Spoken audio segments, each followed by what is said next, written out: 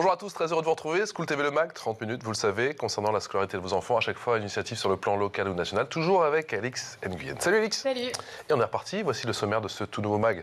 Le voici, le voilà, c'est peut-être, le département qui a le mieux relevé le défi de la rénovation, de la réhabilitation de ses collèges. Gros plan sur l'Indre-et-Loire, dans le mag. Vous allez voir que les élèves sont de véritables acteurs de tous ces changements. Dans un instant, l'architecture scolaire, donnée importante, du bien-être à l'école. Comment sont menées ces transformations? Pourquoi l'école dehors est bien plus qu'une tendance? Quels effets sur le climat scolaire? Élément de réponse avec notre invité dans un instant. Puis il y aura la loupe, forcément, dans le mag. Et la loupe, c'est avec Alix. Oui, et je vous parle d'une plateforme conçue pour offrir du répit aux parents d'enfants en situation de handicap. Et c'est en Indre-et-Loire. Et c'est dans une dizaine de minutes.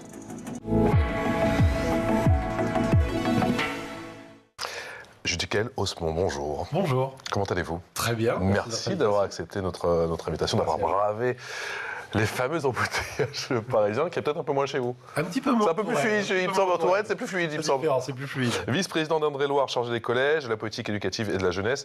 Vous êtes également adjoint au maire de la très belle ville de Joué-les-Tours. Combien de collèges chez vous? 54 collèges. Oui, c'est l'heure de l'interro surprise. Quelle est la singularité, s'il y en a une, de votre département? À part sa beauté, bien sûr. Oui, évidemment que c'est un très beau département. Mais non, sa singularité, c'est qu'aujourd'hui, on a entamé une vraie politique de transformation de nos collèges. C'est l'adapter aujourd'hui aux besoins du monde éducatif, c'est l'adapter aux besoins des enfants. Et je crois que l'actualité nous le démontre que l'école a toute sa place et elle doit encore davantage prendre de la place dans la vie des collégiens. Et chaque département a son histoire, mais il y a aujourd'hui quelque chose qui fait qu'en Touraine, on a toute tendance politique d'ailleurs confondu un véritable attrait. Et comme les collèges c'est la compétence du département, je m'y emploie depuis près de 10 ans maintenant. Dans quel état sont vos établissements? On va bien sûr parler de la réhabilitation, de la rénovation, mais il y avait beaucoup de travail là aussi, il y a eu pendant 20, 30, voire même 40 ans. Oui, il y a eu beaucoup de travail. C'est un constat que l'on a fait à partir de 2015. C'était de se dire, justement, dans quel état sont nos collèges et qu'est-ce qu'on veut y faire. Dans un collège, les compétences du département basiques, c'est les murs, la restauration, l'entretien. Et au fur et à mesure où l'État nous transfère des compétences, la partie pédagogique, logicielle, etc. C'était donc de partir de ce point de vue-là, mais avec des vraies urgences qui touchent les salles de classe, qui touchent l'aménagement des espaces, en effet, qu'on peut dire de récréation, on va en parler. Et puis aussi d'autres sujets, c'est aujourd'hui de revoir les sanitaires des collèges. Il y a un vrai rapport qui a été fait au niveau national sur ce sujet. Ah, c'est inquiétant. Ouais. Parce que c'est un lieu qui est très problématique aujourd'hui, que ce soit pour les jeunes filles ou les jeunes gens. Et on a fait un constat, et à partir de là, on a d'abord réhabilité 2 collèges qui étaient les plus urgents, à Azel-Rideau et Neuilly-Pompière. Et par la suite, eh bien, il y a tous les autres collèges dont on s'occupe maintenant avec un plan pluriannuel d'investissement dans lequel on a consacré beaucoup de moyens. Beaucoup de moyens, c'est-à-dire? On est à près de 150 millions d'euros depuis 2018. Depuis 2018, sur la période jusqu'à 2024 ou jusqu'à 2024, on va certainement pousser un peu parce que la Covid et la crise en Ukraine ne nous aident pas. C'est assez fort parce qu'évidemment, il y a une augmentation des prix qui est assez impressionnante. Mais on a besoin aujourd'hui, au-delà de tenir un délai, c'est de bien faire les choses. Et aussi, la Covid, elle a transformé parfois la réflexion des équipes éducatives sur justement les espaces qu'on doit adapter pour nos enfants. Alix. Vous parlez de la problématique des toilettes dans les écoles. Ça ressemble à quoi, du coup, des toilettes optimales pour les enfants? Aujourd'hui, des toilettes, vous avez toujours... Ce que l'on fait, c'est qu'on construit toujours évidemment une partie pour les garçons et une partie pour les filles. Mais surtout, par exemple, on va sortir l'aspect de se laver les mains ou de se recoiffer. Très souvent dans des collèges, vous aviez les lavabos, des miroirs pour les filles, lavabos, mais pas de miroirs pour les garçons. Et dans ce rapport... Que disent les enfants? Que les garçons, ils ont aussi envie de se recoiffer. Et puis, ils ne veulent pas de sanitaire où il y a une odeur particulière. Ils ne veulent pas d'odeur du tout. Donc, c'est de travailler aujourd'hui à utiliser des produits qui ne dégagent pas d'odeur. Et pourtant, évidemment, on nettoie autant que nécessaire les sanitaires. Et puis... il ne faut pas que les toilettes soient maintenant un lieu où les jeunes filles, par exemple, elles vous disent mais nous on va aux toilettes pour discuter entre nous. Les garçons... Si on veut désengorger, parce que c'est ça aussi, non, mais c'est ça. il faut créer d'autres espaces. Il faut les ouvrir, il faut les faire beaucoup plus vastes. Et puis surtout, quand vous avez toilettes garçons, toilettes filles, et quand vous sortez, eh bien, très souvent ça donne sur le préau, eh bien, c'est une partie du préau que vous prenez, et là vous installez les lavabos, le sèche-main, les miroirs. Vous faites quelque chose en fait, qui va devenir convivial. Des choses qui peut avoir une certaine c'est emprise. plus éclaté. c'est plus éclaté. Et puis, il y a des choses qui ont changé. L'arrivée des téléphones portables dans les collèges. Aujourd'hui, il y a une incidence sur ce qu'on peut en faire dans le cadre du harcèlement. Aujourd'hui, c'est très facile d'aller filmer quelqu'un qui est aux toilettes.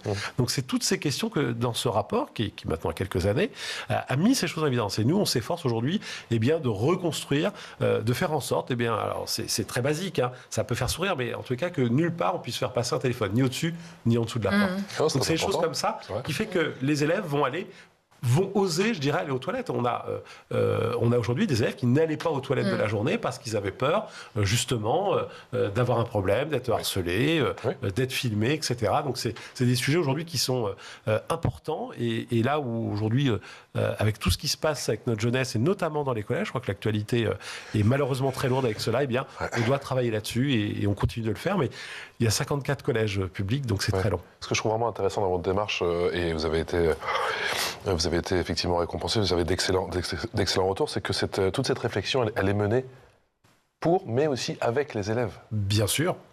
Il n'y a pas un projet qui ne sort si les élèves n'ont pas donné leur consentement. Ça, c'est super. Et il le faut parce que si vous voulez d'abord que les élèves... Ça paraît logique, mais tout le monde ne le fait pas, quoi. Oui, mais vous savez... On décide souvent pour les élèves. Regardez, c'est magnifique, ça. Exactement, on décide souvent pour les élèves. Mais c'est surtout qu'aujourd'hui, vous avez une communauté éducative avec laquelle on travaille très bien. Moi, j'ai la chance depuis près de 10 ans de travailler avec des professeurs, des principaux de collège, des conseillers principaux d'éducation, des surveillants, avec une énergie redoutable. Et il faut vraiment saluer le métier qu'ils font. Et puis ensuite, tous ces élèves, en fait, leur collège, il est important. C'est leur collège de leur territoire. C'est là où ils y passent énormément de temps. Donc, si on veut à la fois faire pour eux, évidemment, il faut qu'ils y participent. Puis, ce qu'on veut aussi, c'est qu'ils en prennent soin. Quand vous construisez quelque chose, quand vous rafraîchissez une salle, quand vous aménagez, aujourd'hui, on met beaucoup de bois dans nos cours. Si vous voulez éviter le coup de compas, le graffiti... faut que ça le chewing-gum, ouais. Et exactement, on l'a tous connu quand on était au collège, on faisait des chewing-gums. Eh bien, avec ces jeunes qui s'y intéressent, qui s'y investissent, eh bien, tout simplement, aujourd'hui, j'ai inauguré plusieurs cours de récréation où on a fait des choses. Eh bien, c'est pas abîmé, c'est très, très entretenu d'ailleurs. Comment vous y prenez pour les concerter en amont? Alors, c'est un travail qui est fait très souvent, ça va partir d'une démarche avec un professeur. Le professeur va travailler avec ses élèves. On a ensuite une personne, un collaborateur du conseil départemental qui est justement spécialisé sur toutes ces questions-là, qui va... Un architecte ou pas forcément? Pas forcément architecte. C'est aujourd'hui une collaboratrice qui, elle, d'abord a des idées extraordinaires, parce qu'au-delà de ce que va vouloir l'équipe éducative ou les élèves, c'est aussi de voir comment on peut le rendre possible. Est-ce que techniquement on peut le rendre possible? Est-ce que financièrement c'est possible? Même si on y consacre beaucoup de moyens, on l'a dit, 150 millions, c'est aujourd'hui quand même un sujet sur lequel, je dirais que l'argent des collectivités, il y a quand même de moins en moins. Donc, on fait très attention. C'est peut-être pas fini. Non, c'est pas fini. Mais c'est surtout qu'on veut aussi faire comprendre à l'élève que quand on fait quelque chose, c'est un investissement avec de l'argent collectif. Et ça, contrairement à ce que l'on peut penser, eh bien, il y a un attachement des élèves à savoir combien coûte ce qui a été fait. Moi, je vais beaucoup dans les collèges, la question, elle est souvent posée. Ah, vous avez refait la salle de restauration, vous avez refait des cuisines, vous avez refait des toilettes, vous avez refait la salle de sciences. Mais ça coûte combien, tout ça, monsieur? Donc, il y a un intérêt, il faut profiter de cet intérêt de ces élèves-là pour avancer. C'est vrai qu'ils n'ont aucune idée, à mon avis, de combien coûte tel banc ou telle classe que vous avez fait, telle classe dehors, tout le mobilier, ils ne se rendent pas compte. C'est extrêmement cher, en fait. Quand on leur explique que la moyenne de rénovation, de restructuration d'une cour de récréation, ça vous enlevez le bitume, vous mettez des arbres, vous installez une classe dehors, vous faites ce qu'on appelle des lieux d'intimité, vous êtes pratiquement à 300 000 € par cours de récréation. Et ça les marque aujourd'hui. Pourquoi cette démarche, d'après vous, participe au processus d'autonomisation de tous ces futurs citoyens, de tous ces élèves? Parce que je pense qu'ils sont bien plus impliqués dans notre vie de tous les jours, bien plus qu'on ne le pense. On a des élèves qui vont être très discrets, mais qui ont envie que les choses bougent. Vous avez parfois des élèves qui sont un peu plus perturbateurs, qui vont trouver un centre d'intérêt. Aujourd'hui, quand on discute avec les enseignants, je réunis tous les principaux de collège dans quelques jours. Et on l'a fait l'an dernier, on a posé la question, est-ce que vous sentez aujourd'hui chez ces élèves une meilleure attention? Oui. C'est-à-dire qu'il y a la pause, la récréation, je suis sûr d'aller, je vais au sanitaire tranquillement, je peux me poser dans ce qu'on appelle un endroit d'intimité dans la cour de récréation. Dès les beaux jours, donc d'ici quelques jours, les salles de permanence, on peut maintenant le faire à l'extérieur. On a aménagé des salles en extérieur avec des voilages. Tout cela apaise les adolescents, apaise le climat scolaire. Et les enseignants nous disent, on sent quand même que quand ils reviennent en classe, après la pause déjeuner ou après la récréation, eh bien, il y a une attention qui est différente, qui est bien plus positive. Mais ça a une véritable plus-value sur le plan éducatif ou c'est juste sur le climat scolaire ? Ou de fait, du coup... Alors, je pense que de fait, ça l'a sur l'aspect éducatif et pédagogique. Je pense qu'on le verra au fur et à mesure, parce que tout cela est quand même assez récent. Mais quand un professeur vous dit, on sent qu'il y a une différence, notamment chez les élèves qui peuvent parfois être vite énervés ou qui ont besoin de se dépenser, c'est pareil. Vous refaites une cour de récréation, il faut la penser pour les filles et pour les garçons. Il y a des garçons qui ne veulent pas forcément faire du foot, il faut prévoir autre chose. Aujourd'hui, on doit adapter nos cours de récréation aux personnes en situation de handicap, à mobilité réduite.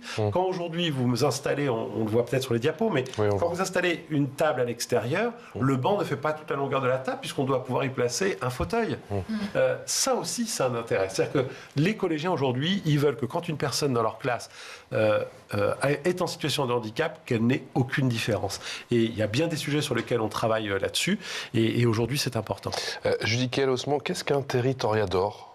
Territoriador, c'est une distinction qui est remise par un organisme très souvent piloté par l'État. Et on a eu la chance d'avoir le premier prix remis par la présidente de l'Assemblée nationale. Donc c'est quelque chose de fort. Et puis on a également une organisation, ce qu'on appelle le Journal des départements, avec le DDOR, département d'or, sur lequel également on a été récompensé. Ça, c'est une vraie valeur. D'abord, c'est une valeur pour le travail qui est fait. C'est une valeur pour nos collaborateurs du conseil départemental. Ça vous a surpris que ça aille même jusque-là ? Oui. Ouais. En compète avec d'autres établissements à l'international. Il y a beaucoup de dispositifs en France, mais je pense qu'on a su, avec l'équipe éducative, avec ses élèves, transformer, arriver à ce prix-là. C'est une belle distinction, il y a encore tant de choses à faire.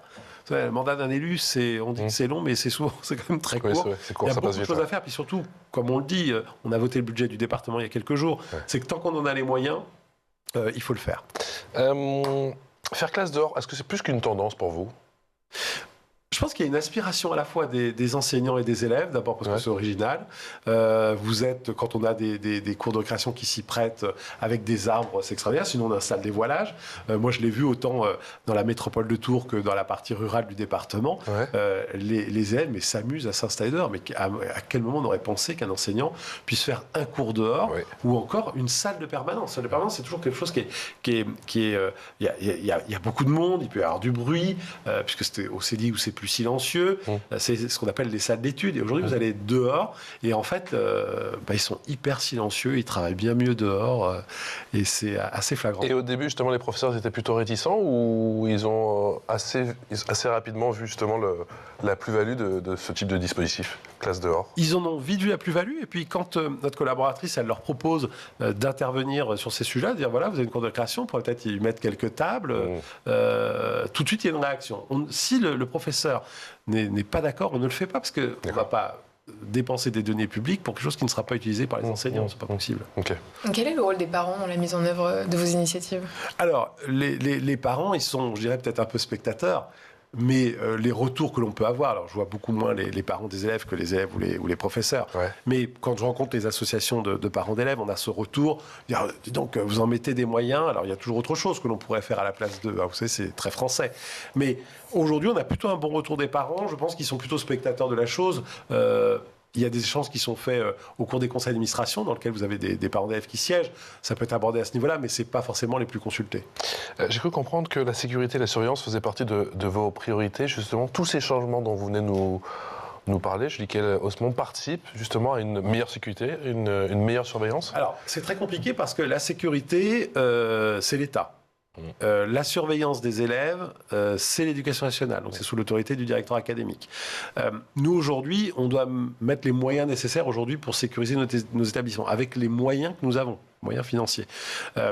Au fur et à mesure où on refait nos collèges, on veille toujours aujourd'hui à regarder justement, c'est très simple, mais aujourd'hui, est-ce que le collège est clôturé ? Moi, j'ai dans une commune donc d'Indre-et-Loire, à Montrésor, le collège n'est pas entièrement clôturé. C'est une question. Alors, certains vous diront que malheureusement, ça n'empêche pas les drames, mais on fait en sorte de limiter les choses. On est aujourd'hui un département... aujourd'hui, on a malheureusement, on a des situations qui peuvent être assez dramatiques ou inquiétantes sur l'attitude de certains élèves ou de parents. Mais aujourd'hui, notre compétence, elle n'est pas d'aller mettre des caméras ou quoi que ce soit. Il faudra de toute façon qu'on soit accompagné financièrement. On n'en a plus les moyens aujourd'hui de faire ça. Puis une fois que vous avez c'est une demande des parents, ça, tout de même? Parce qu'on parlait des parents tout à l'heure. C'est une demande des parents de sécuriser aussi bien l'établissement que les abords, même, parce que des fois, ça a 2 ou 3 rues. Aujourd'hui, on a la chance que les communes, elles soient très à l'écoute, mais toutes les communes ne disposent pas d'une police municipale. Moi, je suis dans une ville où on a une police municipale qui est assez importante. Évidemment qu'on a des rondes qui sont faites devant les écoles, collèges ou lycées, à l'entrée ou à la sortie. Mais encore une fois, ce n'est pas une prérogative du conseil départemental. C'est l'heure de la loupe, et la loupe, c'est avec Alix. Et Alix, tu nous parles aujourd'hui d'une plateforme conçue pour offrir du répit aux parents d'enfants en situation de handicap.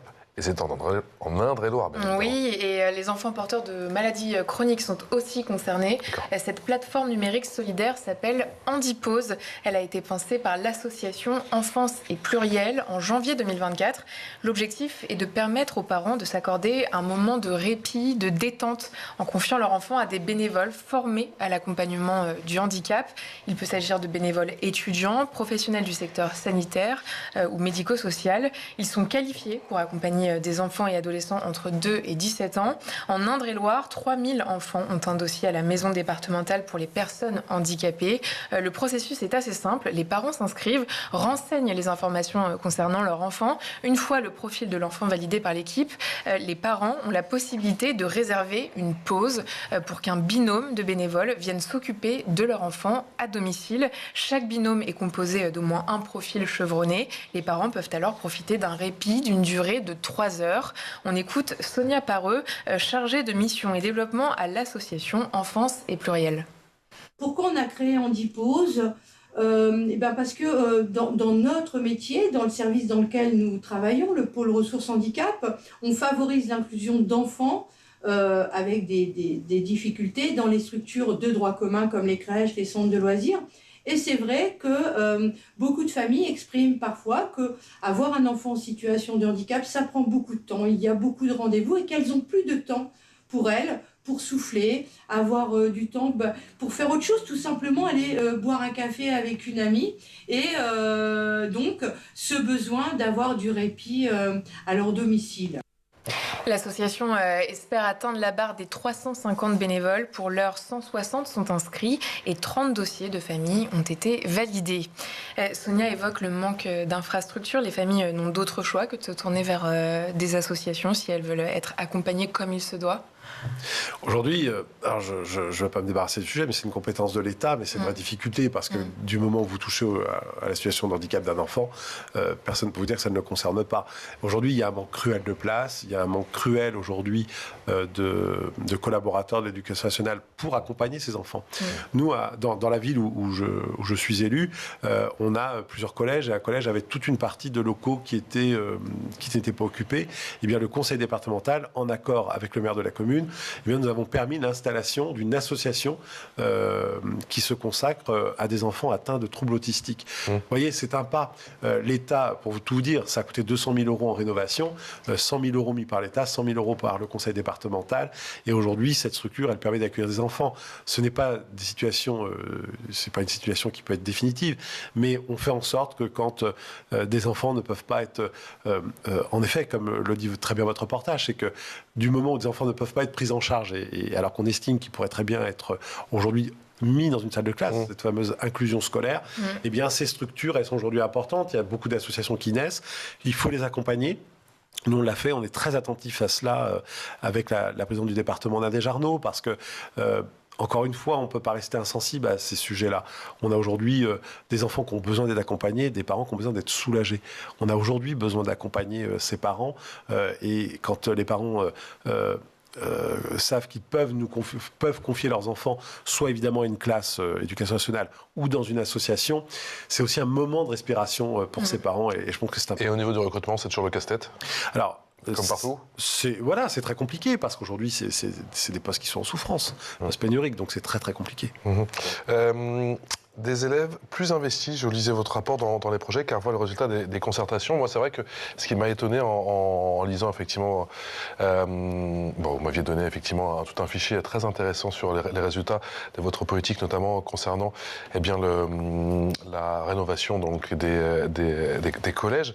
Et c'est vrai que je m'étais dit, le temps de faire tout ça, le temps qui est le plan d'action, ça va prendre du temps. On sait que parfois ça prend du temps. Il y a bien sûr le conflit en Ukraine qui n'a pas arrangé les choses concernant la crise énergétique, et puis aussi le problème bien sûr des matériaux. Mais ce qui est super, je trouve, c'est qu'ils ont le temps de voir naître sous leurs yeux le projet. Et ça change tout. On fait en sorte que du moment où le projet naît, ça soit réalisé dans les 2 ans. Donc, ce qui fait que quand vous êtes au collège, ça allait vite, c'est pratique. Mais vous savez, c'est très long, c'est très souvent très long administrativement. Mais c'est pour ça. On est en France. J'ai pas osé prononcer le terme. C'est ça. C'est ça. Aujourd'hui, quand vous êtes un collège public, vous avez des démarches rien que pour faire un appel d'offres. Vous avez des critères, vous avez des délais. Vous ne pouvez pas y déroger. Évidemment qu'il faut des règles. Mais parfois, c'est un petit peu handicapant. Puis ensuite, quand vous ouvrez les plis pour regarder justement la réponse aux appels d'offres et que vous découvrez que vous êtes à plus 70% de ce qui était prévu, vous déclarez le marché infructueux, il faut recommencer. Donc, et les élèves sont assez impatients du moment où ils ont pu travailler sur le sujet jusqu'à la réalisation. Mais c'est important de le faire. On l'a fait dans un collège de Saint-Pierre-des-Corps également, où on a eu un partenariat avec l'école des Beaux-Arts. Et là, ils ont redessiné. C'est là où on a déplacé le CDI qui était au fin fond du collège. On l'a remis dans la cour du collège, avec un accès sur la cour du collège. On a refait les abris à vélo. Les enfants, ils veulent venir en vélo, mais ils veulent que ce soit abrité, ils veulent que ce soit joli. On a fait toute l'entrée avec ça. Parce qu'il faut qu'ils rencontrent des partenaires. Puis surtout, ce qui est intéressant, c'est que ces élèves-là, ils vont aussi aller rencontrer les entreprises qui interviennent. Puisqu'évidemment, beaucoup des travaux réalisés sont des entreprises aujourd'hui qui le font. Et ça permet aux élèves d'aller découvrir des métiers, d'abord très souvent qu'ils ne connaissent pas, ce qui est normal par rapport à leur âge. Et ça aussi, c'est important au niveau éducatif. C'est rencontrer un artisan, un menuisier, de leur dire que tout ne se fait pas tout seul et que derrière, il y a des femmes et des hommes aujourd'hui qui sont là pour justement mettre en place, réaliser ce qu'eux ont parfois dessiné. Dans les plans qu'on a pu vous fournir, les photos, vous avez des petits dessins qui sont au crayon. Ce sont les enfants qui ont dessiné. On dit, non, là, on va mettre plutôt des plantes, là, on mettra des graphes, etc. Quand aujourd'hui, vous réalisez, vous plantez des arbres et tout autour, vous mettez toute une plat d'assises en bois, ils ne s'imaginent pas tout le travail qui doit être fait par un menuisier pour le faire. Et puis, c'est important de continuer aussi à investir parce que, au-delà de l'aspect pédagogique, c'est qu'aujourd'hui, nos entreprises, elles ont besoin des collectivités locales. Quand vous votez, moi j'ai la chance que le budget d'investissement des collèges est le premier poste d'investissement du département. Cette année, c'est 24 millions d'euros. C'est 24 millions d'euros pour la plupart des entreprises de Touraine, quelques-unes autour. Mais ça a quand même un vrai sens aujourd'hui. Donc c'est pour ça qu'il faut faire attention à ne pas trop raboter les budgets des collectivités. Parce qu'aujourd'hui, les collectivités, elles ont un poids. Il y a une véritable inquiétude aujourd'hui. L'État qui veut faire 10 milliards d'euros d'économies. Oui, parce qu'ils vont aller les chercher là où aujourd'hui on gère bien.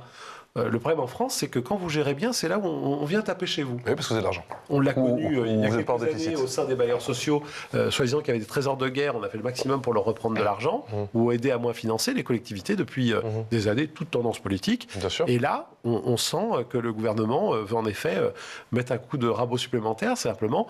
À un moment, nous, on a l'obligation d'avoir un budget en équilibre. L'État ne l'a pas. On le sait depuis des décennies. On l'a bien vu. Et on voit dernièrement, d'un seul coup, on réalise qu'on s'est trompé de 15 milliards. C'est assez stupéfiant. Mais aujourd'hui, nous, on ne peut pas se tromper sur le budget. Donc, vous voyez, le budget 2025, avec la présidente du département, on va commencer à le travailler dès le mois de mai pour être sûr d'avoir un budget à l'équilibre. Mais ce sera très compliqué. L'État qui veut faire des économies, absolument. Il y a l'équation, bien sûr, avec la crise énergétique, la crise climatique également. Sur quoi, quand on est à la tête d'un département, quand on est vice-président d'un département, on ne peut pas rogner ? On peut pas Parce qu'on doit forcément faire des arbitrages, donc il y a un moment... Oui, on va faire des arbitrages, mais je pense qu'il y a des choses d'abord, il y a des choses où on peut avoir le temps de le faire. Aujourd'hui, l'urgence, il y a une urgence climatique, elle est présente. Là, il n'y a pas besoin d'être écologiste pour le dire. Chaque personne normalement constituée sait très bien qu'aujourd'hui, il y a un intérêt à le faire. Nous, on s'y est mis dès 2015 à travailler ça. La génération de collégiens que nous avons, elle est passionnée par ces sujets-là. Vraiment. Et avec un intérêt très, très pertinent. Donc aujourd'hui, ça, ce sont des priorités. Les collèges, c'est l'éducation, c'est la jeunesse. on ne peut pas se tromper dans la formation de nos jeunes. Ce sont eux demain qui vont travailler, ce sont eux demain qui vont faire battre la France. On ne peut pas se permettre aujourd'hui de se tromper, de mettre moins aujourd'hui pour ces collégiens, mais comme pour nos lycéens et étudiants, c'est un vrai sujet aujourd'hui. C'est un vrai sujet. Tous les collèges aujourd'hui disposent d'une cour revégétalisée. On le fait au fur et à mesure. On a déjà un peu plus d'un tiers des collèges réalisés. Vous avez des collèges où il y avait parfois pas, qui étaient déjà très verts, d'autres un petit peu moins. Donc là aussi, on équilibre. Mais comme je vous disais tout à l'heure, c'est près de 300 000 € quand vous refaites une cour de récréation. C'est quand même des moyens assez importants. Il les faut. C'est pour ça qu'aujourd'hui, on a un budget qui est cousu main parce qu'il faut le faire. En même temps, il faut continuer de rénover nos espaces de restauration. Il faut continuer de rénover nos cuisines, il faut continuer de rénover les salles de classe.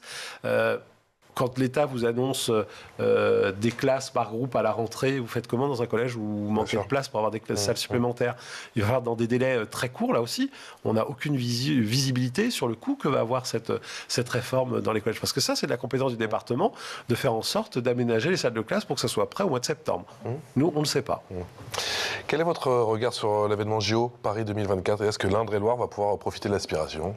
Alors, d'abord parce qu'on est près de Paris, donc c'est plutôt bien. On a la chance d'avoir des très beaux clubs. Moi, je suis dans une ville, on a un club d'escrime avec des athlètes de très très haut niveau.